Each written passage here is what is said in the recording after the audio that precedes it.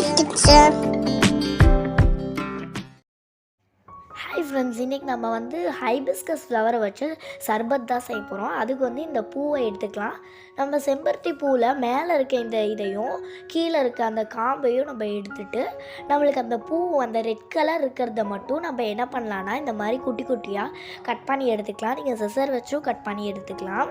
So இதை நீட்டாக cut பண்ணிக்கோங்க. இந்த மாதிரியே இதே மாதிரி எவ்வளோ ஃப்ளவர்ஸ் இருக்கோ எல்லாத்தையுமே நல்லா கட் பண்ணி எடுத்துக்கோங்க. நாங்கள் பாருங்கள் எவ்வளோ கட் பண்ணியிருக்கேன்னு. இதுக்கு அடுத்தது நம்ம என்ன செய்யணும்னா தண்ணியை பாயில் பண்ணிக்கலாம். இந்த தண்ணி கொஞ்சமாக கொதிச்சதுக்கப்புறமா நம்ம கட் பண்ணி வச்சுருந்த ஹைபிஸ்கஸ் பூவெல்லாம் அந்த தண்ணியில் போட்டுடலாம்.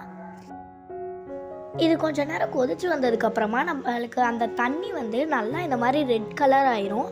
அந்த செம்பருத்தி பூ கலரே இல்லாமல் போயிடும். அந்த செம்பருத்தி பூவில் இருக்க கலர் எல்லாமே அந்த தண்ணியில் இறங்கிடும். நம்ம இப்போ அந்த தண்ணியை மட்டும் எடுத்து வேறு ஒரு பேனில் ஊற்றிக்கலாம். இந்த தண்ணி நல்லா நம்ம நல்லா இந்த தண்ணியை கொதிக்க வைக்கணும். நல்லா இந்த தண்ணி அந்த கொதிச்சு வரணும். நம்ம அது வரையும் விட்டுடலாம். இது இந்த தண்ணி கொதிக்கவே நம்ம இதில் கொஞ்சமாக சுகர் ஆட் பண்ணலாம். நீங்கள் சர்க்கரை உங்களுக்கு தேவைப்படுற அளவுக்கு ஆட் பண்ணிக்கோங்க. நான் 2 கப்பில் சர்க்கரை ஆட் பண்ணியிருக்கேன். சர்க்கரை போட்டுட்டு நம்ம நல்லா இதை மாதிரி மிக்ஸ் பண்ணிக்கலாம்.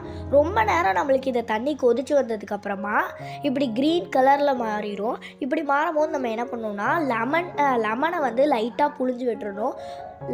கொஞ்சமாக லெமனை நம்ம புழிஞ்சு விடும் போது நமக்கு ரெட் கலர் அந்த இது மாறிடும். பாருங்களேன் நீங்களே எப்படி அது அப்படியே க்ரீன் கலர்லேருந்து ரெட் கலர் மாறுதுன்னு.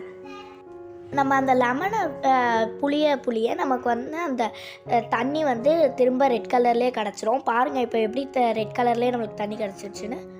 ஸோ இது நல்லா இதே மாதிரி நிறையா பபிள்ஸ் கொதிச்சு வர வரையும் விட்டுறணும். இது ரொம்ப நேரம் கழிச்சு தான் நம்மளுக்கு கொதிச்சு வரும். பாருங்கள் எவ்வளோ சூப்பராக கொதிச்சு வந்திருக்குதுன்ட்டு. இதை நல்லா நான் காட்டுற மாதிரி கொதிச்சு வந்துச்சுன்னா அவ்வளோதான், நம்மளோட சூப்பரான செம்பருத்தி பூ சர்பத் ரெடி ஆகிடுச்சு.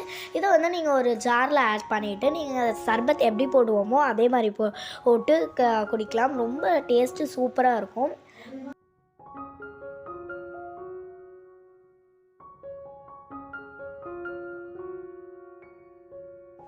ஓகே ஃப்ரெண்ட்ஸ், இதே மாதிரி நிறையா ரெசிபிஸ் பார்க்குறக்கு நம்ம சேனலை சப்ஸ்கிரைப் பண்ணிட்டு கூடவே கிட்டால இருக்க பெல் ஐகான் கிளிக் பண்ணுங்கள். உங்களுக்கு இந்த வீடியோ பிடிச்சிருச்சுன்னா லைக் பண்ணுங்கள், ஷேர் பண்ணுங்கள், கமெண்ட் பண்ணுங்கள். தேங்க்ஸ் ஃபார் வாட்சிங்.